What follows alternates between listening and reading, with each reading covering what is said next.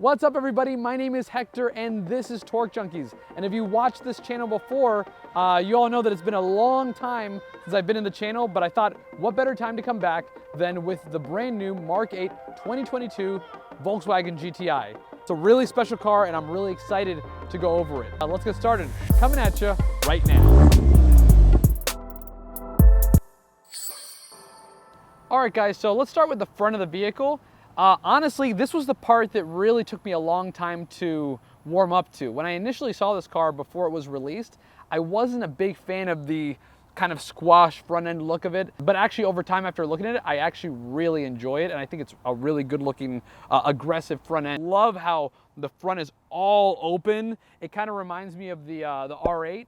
The newer R8, how it's the back of it is just all one open piece. I feel like it gives it a very sporty design to it. These lights also, just a sportier, more aggressive look. Not so sure about this light bar that goes all the way across, but I always do love the fact that GTIs have the red line that goes all the way across. So that part is nice. So when you get to the front of the vehicle, you can see that the new emblem is on the new GTI, of course, since it is the newest, latest Volkswagen. And also I do really love how it has that VW GTI design language. You have the red line going across the front and you have the honeycomb grille at the bottom. Really just something that they've had for the last 3 or 4 generations, and I think it looks great, and I love how they just keep it in every new Volkswagen coming forth. It's a GTI. New lighting they have here, it's the same as that's in the ID4. It's the IQ lighting. It's really going to be in all the higher end Volkswagens. I really like it. It looks very sophisticated. So the one thing about the vehicle that I will knock on it is that the actual shape of the vehicle is the same. It's still the same Mark 7, Mark 7.5 platform. So when you look at it from the side, you can really tell that there's not really a big difference at all. The window is exactly the same. The side profile really is exactly the same if you don't consider the shape of the side lights from the rear and the front. And of course the rims. That's really the only knock I give it. I know that the Mark 6 and the Mark 5 were kind of the same situation, so I understand that's kind of Volkswagen's thing. However, it would have been nice to see this with a little more of a sleeker side profile. All right, time to go and see if I fit in the back seats, which of course I will because I'm 5'7". For all you tall people, this isn't going to be a really good point of reference, but for my short guys. Okay, so this is with the seat all the way back, almost all the way back, and I actually have right enough to get in there that does have this nice insertion for your knees. As far as headspace goes, I have a lot of headspace. I mean, it's no surprise. Like I said, I'm 5'7", but I think somebody who's well within the 5'10", 5'11" will fit just fine back here. And like I said, the seat is pushed back pretty far. So if you push the seat back to a regular space, you'll definitely be able to fit in the back here. So this is the Autobahn. So in the back, you actually have heated seats and you have 2 USB ports in the back too. So here at the rear, they really did make a lot of changes to it, especially these new lights in the rear, which kind of look like a Tiguan to me from the back, but I think it looks great. It really gives it that more of a squashed, more sporty look to it.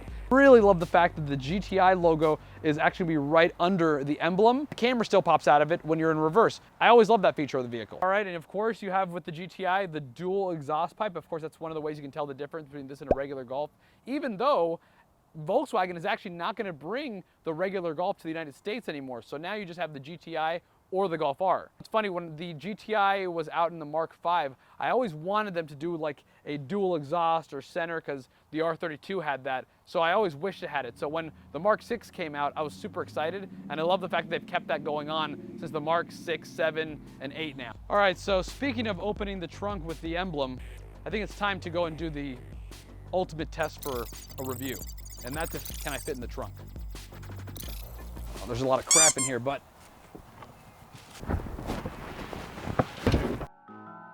all right guys, so it's enough talking for me and it's time for us to go drive this thing.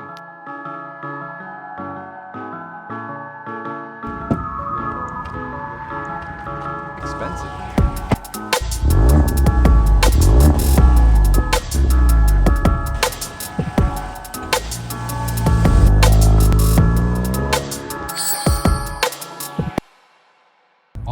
So driving the new Mark 8 GTI.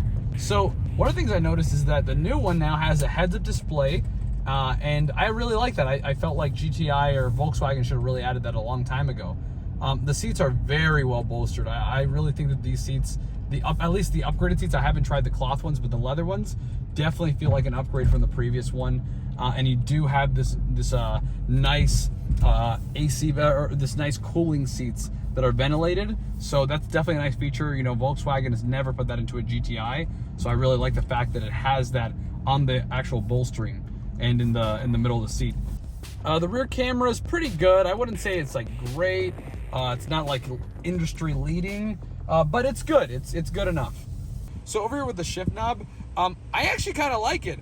It kind of reminds me of the new Porsches with their little tiny shifter in the new 911s. So it kind of reminds me of that. I personally would prefer a manual transmission, but you know, this actually works very well. It's very intuitive. It's nothing super confusing to use. It's very easy. If you go over here with the volume, it just doesn't, it works, but it's just, I feel like it just could be better. I really feel it's not the same as having a regular volume now, because it takes a while to even just to get it up there. Just really kind of lags, and it's a little frustrating. Same thing with the AC controls. They're just a little bit difficult to go and get used to. And if you want to access your cooling seats, you have over here.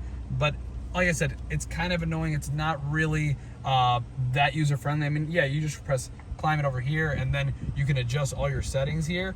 But honestly, I would just rather not have to press a button to then get to my AC. I'd rather just go straight to my AC and have an actual physical button.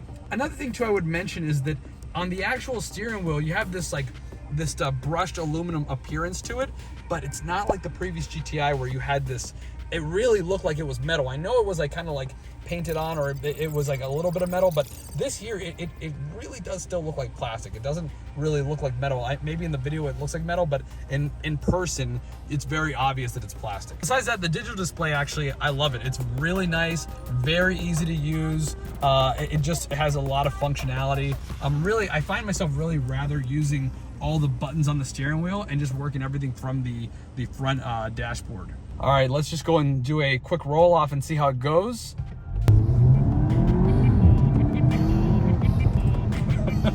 That's nice. Wow, yeah, it definitely feels faster than the previous GTI. Not a lot of wheel hop. I don't know if maybe it's because it's a little warmer down here, and you know, other people who have reviewed this car have reviewed it in you know, upper states or in Canada. So I don't know if maybe that's the reason why, but I didn't really feel any wheel hop from going and hitting it there. I didn't do a correct launch control, but I did hit it as hard as it could go.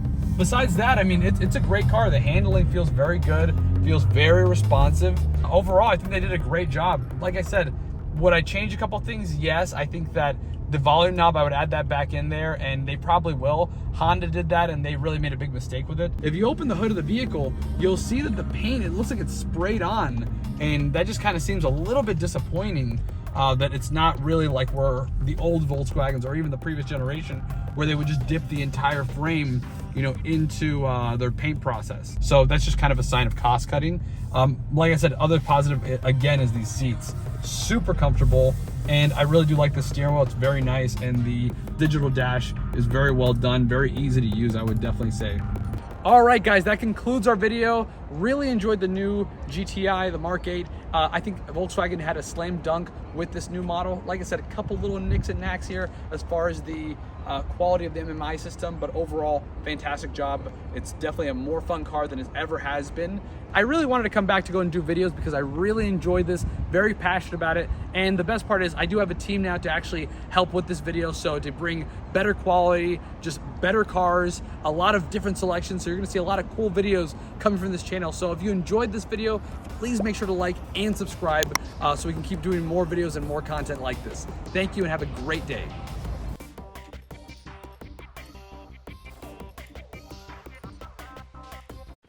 It's funny, I got a neck cramp going in there. It's 31 for you. Start getting cramps.